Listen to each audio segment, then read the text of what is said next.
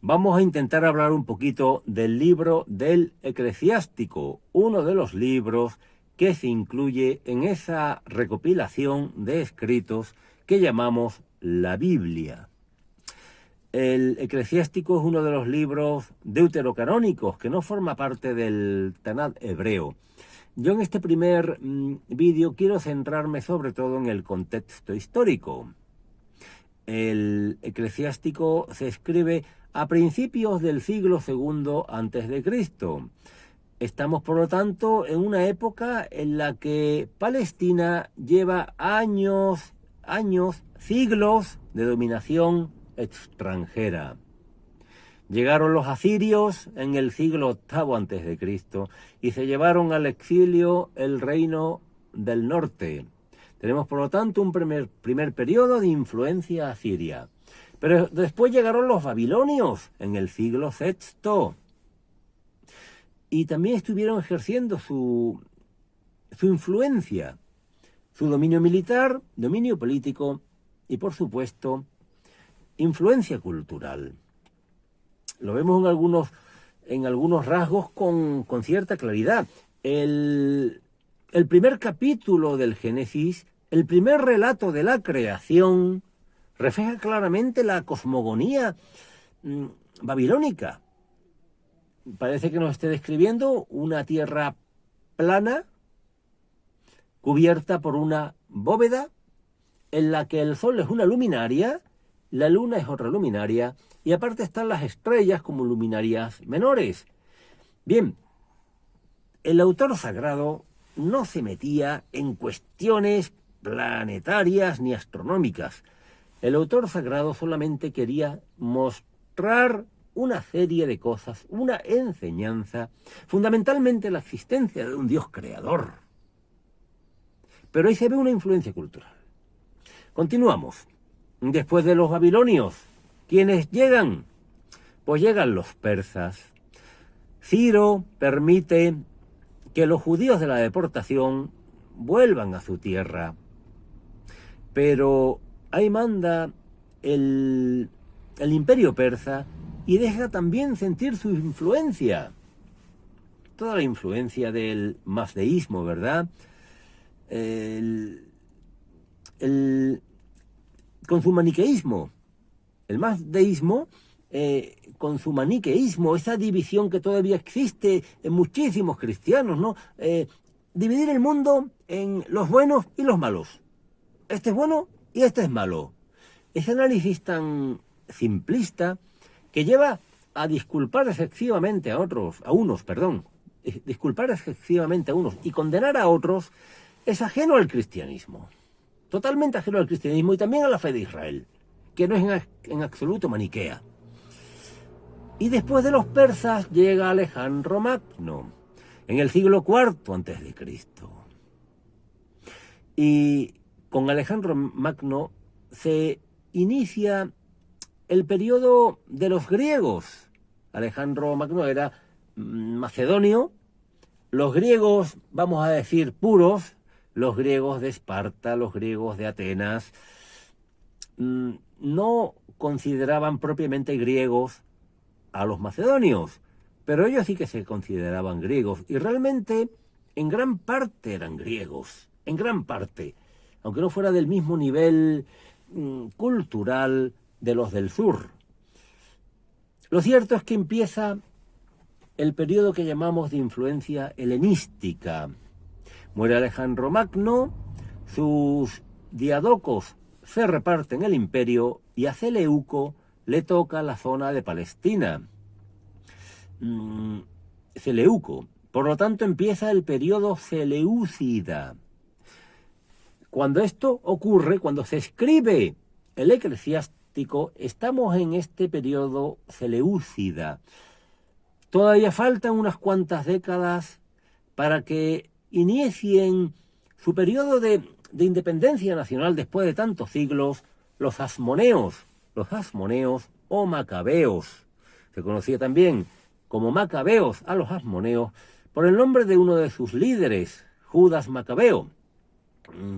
Bien, eso no ha llegado todavía. No ha llegado el momento de la independencia política. Pero ya existe un deseo de independencia cultural.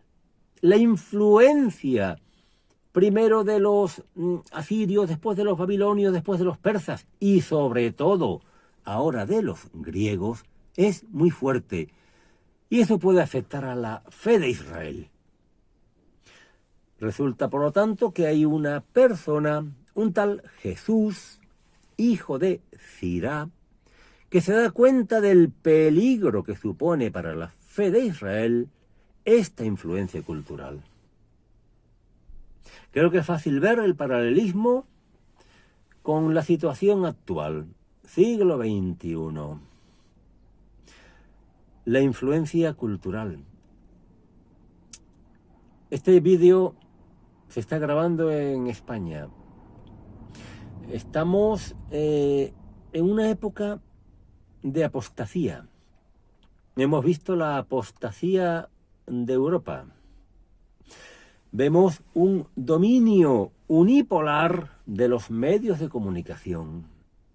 Los medios de comunicación tienen sus escabechinas, entre ellos discuten, pero todos parecen muy de acuerdo en la difusión de cierta antropología falsa.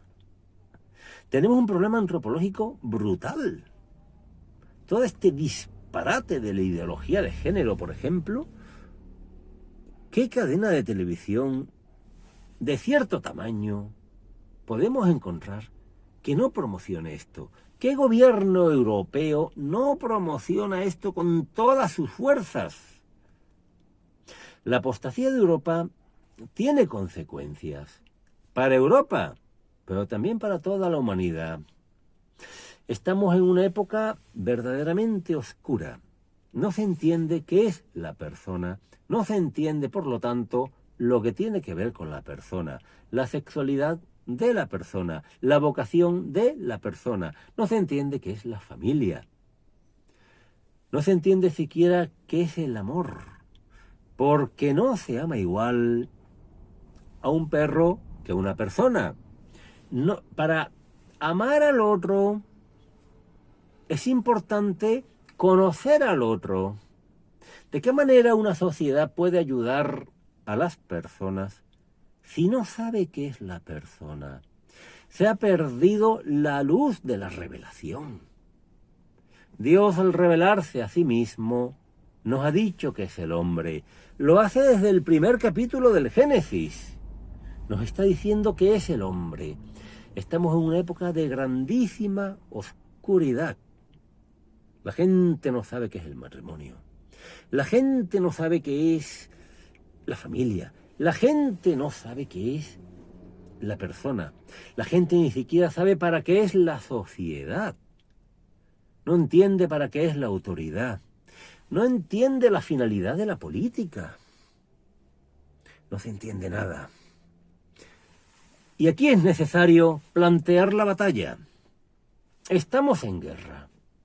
No podemos quedarnos de brazos cruzados, viendo cómo se cargan, sobre todo, a las nuevas generaciones, viendo cómo hacen carne de cañón de nuestros jóvenes. ¿Qué daño les está haciendo la mentalidad dominante? Hay que coger la luz y ponerla sobre el candelero. Quitar el celemín que oculta la luz y ponerla en el candelero. Brille así vuestra luz delante de los hombres. ¿No nos dijo Jesucristo en el capítulo 5 del Evangelio según San Mateo? No nos dijo, os llamo a hacer luz, os invito a hacer luz. No, nos dijo, vosotros sois la luz del mundo. Y Jesucristo no distingue entre quienes son luz y quienes no son luz. A todos los cristianos nos dice, eres luz. Lo que distingue es entre quienes esa luz la ocultan bajo el celemín o la usan para iluminar colocándola en el candelero. Bien, de eso va el Eclesiástico. Confío en que sigamos comentándolo poquito a poco.